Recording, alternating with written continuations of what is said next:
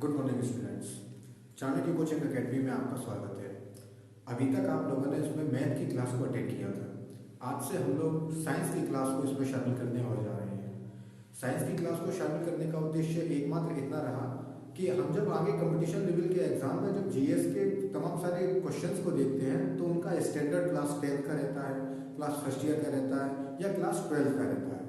तो अब हमारी अगर तैयारी शुरुआत से अच्छी होगी तो आगे जाके हमें इन प्रॉब्लम को फेसेस नहीं करना पड़ेगा। तो आज से हम लोग साइंस की क्लास को चाणक्य कोचिंग अकेडमी में शुरू करेंगे। इसमें हम लोगों को सबसे पहले हम जब किसी भी सब्जेक्ट की शुरुआत करते हैं, स्टार्टिंग करते हैं, तो उसके वर्ड्स यानी जो उसका शब्द है उससे अगर समझें तो ज़्यादा बेहतर होगा। जैसे कि हम लोग जब साइंस की क्लास शुरू कर रहे हैं तो साइंस जो वर्ड है वो आया कहाँ से है, साइंस शब्द की उत्पत्ति आखिर हुई कहाँ से। विज्ञान शब्द हम लोग पढ़ते तो हैं, उसकी डेफिनेशंस वगैरह रट लेते हैं, लेकिन वर्ड आया कहाँ से कभी इसके बारे में हम लोग विचार नहीं करते। तो जैसा कि शब्द है साइंस, साइंस दिया गया है, एक लैटिन वर्ड है जिसका मतलब है साइंशियल।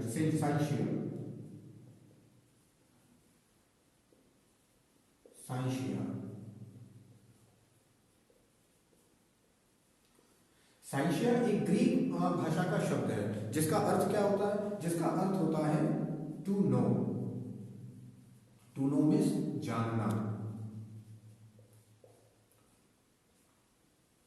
यानी किसी भी वस्तु के बारे में जब हम कोई चीज जानते हैं तो उसको हम क्या कहते हैं, साइंस कहते हैं। साइंस जो वर्ड है वो कहां से आया है, एक ग्रीक वर्ड है साइंशिया, साइंशिया से आया है। साइंशिया का अर्थ क्या होता है, to know. To know means जानना, जानना मीन्स ज्ञान प्राप्त करना। तो साइंस का जो वर्ड है वो लैटिन भाषा से आया हुआ है, इतना अभी हम लोगों ने समझा। लेकिन क्वेश्चन ये तमाम बार पूछा गया है कि जो साइंस है, साइंस के फादर कौन है, साइंस के जनक कौन है, विज्ञान के जनक कौन है। तो who is the father of science, तो हम लोगों के सामने नाम आता है अरस्तु।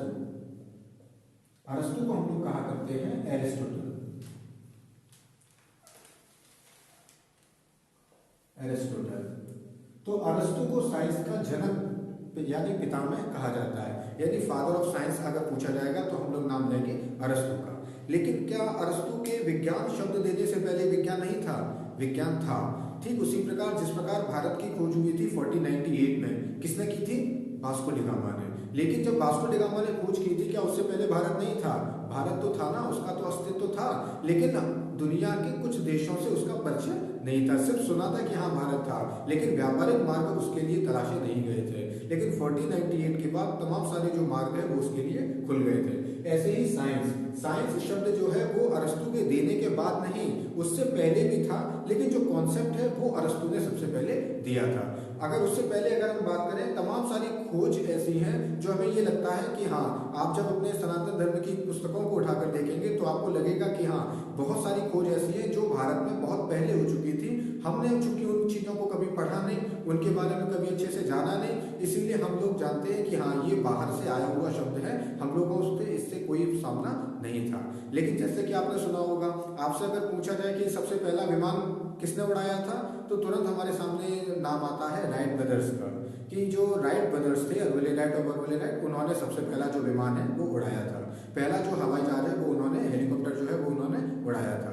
लेकिन क्या इससे पहले भारत में कभी हेलीकॉप्टर नहीं उड़े हैं, उड़े हैं, लेकिन उसका क्या है, सिर्फ शब्द का परिवर्तन है, सिर्फ नाम का परिवर्तन है, काम उसके वही है। जैसे आपने सुना होगा रावण जब सीता मैया का हरण करके लेके गया था तो किसमें, पुष्पक विमान में, यानी कॉन्सेप्ट उसका वही है पूरा, लेकिन क्या है, सिर्फ नाम में परिवर्तन है। हम बहुत सारी चीजें ऐसी जानते हैं जो हमें लगता है कि नहीं ये तो हम चीजों को जानते हैं, लेकिन जब विज्ञान उनमें हम जोड़ देते हैं तब हमें उन चीजों के कॉन्सेप्ट जो है वो क्लियर होते हैं। जैसे कि हमारे घर में तुलसी लगी होती है, क्या तुलसी को हम ऐसा उखाड़ के फेंक सकते हैं क्या, नहीं। क्यों, क्योंकि उसको हमें रिलीजियस वे में जोड़ दिया गया था।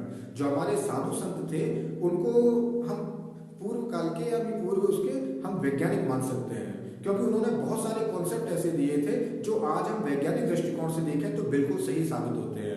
उन्होंने क्यों, क्योंकि हम तुलसी को इसलिए नहीं कर सकते क्योंकि वो 24 आवर आपको ऑक्सीजन प्रोवाइड कर रही है, पीपल आपको 24 आवर ऑक्सीजन प्रोवाइड कर रहा है, लेकिन उन्होंने हमें हमारी भाषा में समझाने के लिए ऐसे कॉन्सेप्ट दिए ताकि हमें जल्दी से समझ में आ जाए। चलिए, तो हम लोग जो कि साइंस के बारे में सिर्फ आज जो इंट्रोडक्शन है वो खाली इसको देख रहे हैं, आगे जो भी कॉन्सेप्ट है वो आपको नेक्स्ट वीडियोस में प्रोवाइड किए जाएंगे। तो साइंस जो वर्ड है वो कहाँ से आया है? एक लैटिन वर्ड है, ग्रीक वर्ड, ग्रीक भाषा का शब्द है साइंशिया, साइंशिया से आया। साइंशिया का अर्थ क्या है? To know, to know means जानना। तो who is the father of science? Science का जनक, विज्ञान का जनक किसे कहते हैं? तो अरस्तु को। अरस्तु को हम लोग और क्या कहते हैं? एरिस्टोटल। लेकिन अभी अगर हमारे सामने पूछा जाए कि इसके पार्ट्स कितने हैं, तो मेनली अगर पार्ट्स की बात करेंगे तो there are 3 parts. Number 1 physics. Physics को हम लोग हिंदी में क्या बोलते हैं? हिंदी में बोलते हैं भौतिक विज्ञान। Number 2 it's chemistry. केमिस्ट्री को हम लोग हिंदी में क्या बोलते हैं? रसायन विज्ञान। And number 3 is biology. Biology को हम लोग क्या बोलते हैं? जीव विज्ञान। ठीक है, तो साइंस के हमने मेनली 3 पार्ट्स के बारे में स्टडी करना है। सबसे पहला क्या है? फिजिक्स। फिजिक्स को क्या बोलेंगे? भौतिक विज्ञान। Number 2 chemistry. केमिस्ट्री को क्या बोलेंगे? रसायन विज्ञान। Number 3 biology. बायोलॉजी को क्या बोलेंगे? जीव विज्ञान। अब जैसा कि हम लोगों ने देखा था, साइंस जो वर्ड है वो कहां से आया है? साइंशिया से आया है। ऐसी फिजिक्स जो वर्ड है वो कहां से आया है? अगर हम फिजिक्स की बात करेंगे तो फिजिक्स भी एक ग्रीक भाषा का शब्द है फ्यूसिस। हिंदी में बोलते हैं फ्यूसिस। तो फ्यूसिस से आया, यानी ये भी एक लैटिन वर्ड है फ्यूसिस, उससे मिलके बना है। अब फ्यूसिस का अर्थ क्या होता है? फ्यूसिस का अर्थ होता है नेचर। नेचर मतलब प्रकृति। आप देख रहे हैं आज आप सिर्फ इसके एक छोटे से इंट्रो के बारे में जान रहे हैं कि क्या ये जो वर्ड है वो हमारे कहां से आए हैं या उनका मतलब आखिर है क्या। ऐसे अगर केमिस्ट्री की बात करें तो केमिस्ट्री कहां से आया है? केमिस्ट्री आया है कीमिया से। कीमिया का अर्थ क्या होता है? कीमिया का अर्थ होता है काला रंग। ठीक है ना, ये भी एक लैटिन वर्ड है कीमिया। कीमिया का अर्थ क्या होता है? काला रंग। ऐसे अगर हम बायोलॉजी की बात करें तो बायोलॉजी जो शब्द है जीव विज्ञान, ये कहां से आया है? ये भी एक लैटिन, और ये एक लैटिन वर्ड नहीं है, ये 2 वर्ड से मिलकर बना हुआ है, जिसमें पहला है BIOS and the second is लोगस। BIOS का मीन्स क्या होता है? बायोस का मीन्स होता है सजीव यानी लिविंग्स, और लोगस का अर्थ क्या होता है? अध्ययन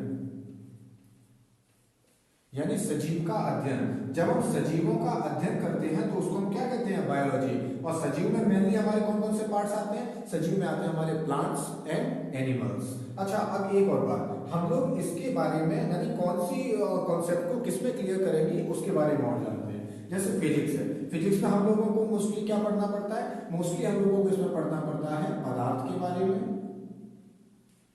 और ऊर्जा के बारे में। यानी हम लोग यहां पर पढ़ते हैं मैटर एंड एनर्जी। ठीक है ना, यानी मैटर और एनर्जी में जो म्यूचुअली रिएक्शंस होती हैं उनको हम लोग क्या कहते हैं? उनको हम लोग कहते हैं फिजिक्स। और मैटर, ये इसके बारे में आप लोग जानते हैं, नहीं तो हम लोग आगे नेक्स्ट वीडियोस में देखेंगे। तो मैटर और एनर्जी, इनके बारे में जब हम लोग पढ़ते हैं तो किसमें पढ़ते हैं? फिजिक्स में पढ़ते हैं। ऐसी केमिस्ट्री की अगर बात करेंगे तो केमिस्ट्री में हमको क्या पढ़ना पड़ता है? तत्वों के बारे में यानी एलिमेंट्स के बारे में। हम लोग जानते हैं टोटल 118 एलिमेंट्स हमारी नेचर में पाए जाते हैं। उनका जो स्टडी हम लोगों को करना है वो किसमें करना है? केमिस्ट्री में करना है। अब नंबर 3 बात करेंगे बायोलॉजी। बायोलॉजी में हम लोग क्या पढ़ते हैं? बायोलॉजी में हम किसके बारे में पढ़ेंगे? मोस्टली हम लोग पढ़ते हैं प्लांट्स के बारे में एंड एनिमल्स के बारे में, जिसको हम लोग हिंदी में बोलते हैं पादप और जीव जंतु। यानी हम लोग पादप के बारे में पढ़ते हैं, पेड़ पौधों के बारे में पढ़ते हैं और जीव जंतुओं के बारे में पढ़ते हैं। तो इसी को हम लोग कहते हैं लिविंग्स यानी सजीव। ठीक है, और उसको हम लोग पढ़ते हैं बायोलॉजी के अकॉर्डिंग। अच्छा, इसके बाद और अगर हम लोग क्लियर कॉन्सेप्ट करें, जैसे आपने जाना था साइंस का फादर। साइंस का फादर कौन है? अरस्तु। अरस्तु मतलब एरिस्टोटल। ऐसे अगर आपसे पूछा जाए who is the father of physics, तो फिजिक्स के फादर हम लोग किसे कहेंगे? फिजिक्स को हम मोस्टली 2 पार्ट्स में डिवाइड करते हैं। एक है हमारे सामने एंशिएंट फिजिक्स एंड सेकंड है हमारे सामने मॉडर्न फिजिक्स। जब हम एंशिएंट फिजिक्स की बात करते हैं यानी प्राचीन भौतिक विज्ञान, और दूसरा है आधुनिक रसायन और भौतिक विज्ञान। तो जब हम प्राचीन भौतिक विज्ञान की बात करते हैं तो इसका फादर हम किसको कहते हैं? फादर बोलते हैं हम न्यूटन को। और जब मॉडर्न फिजिक्स की हम लोग बात करते हैं तो मॉडर्न फिजिक्स के फादर किसको बोलते हैं? बोलते हैं हम अल्बर्ट आइंस्टाइन को। तो Albert Einstein is the father of modern physics and Newton is the father of ancient physics. हम लोग जो फिजिक्स के अकॉर्डिंगली जब हम लोग बात करते हैं तो अल्बर्ट आइंस्टाइन, इनका फेमस इक्वेशन आपको पता होगा। अल्बर्ट आइंस्टाइन का फेमस इक्वेशन था E equal to mc square, यानी मास और एनर्जी को रिलेटेड करने वाला जो कॉन्सेप्ट था वो अल्बर्ट आइंस्टाइन ने 19th सेंचुरी में हमको दिया था। इसके बाद आगे अगर बात करें केमिस्ट्री की, केमिस्ट्री का फादर कौन है? केमिस्ट्री का फादर हम लोग नाम देते हैं एंटोनी लेवोइजर को। Antoine Lavoisier is the father of chemistry. And number third biology. Biology का फादर हम किसको कहते हैं? बायोलॉजी का फादर हम कहते हैं अरस्तु, मींस एरिस्टोटल को। तो who is the father of physics? That ancient physics is Newton and the modern physics is Albert Einstein. Who is the father of chemistry? That's Anthony Lavoisier. And who is the father of biology? It's Aristotle, means Aristotle.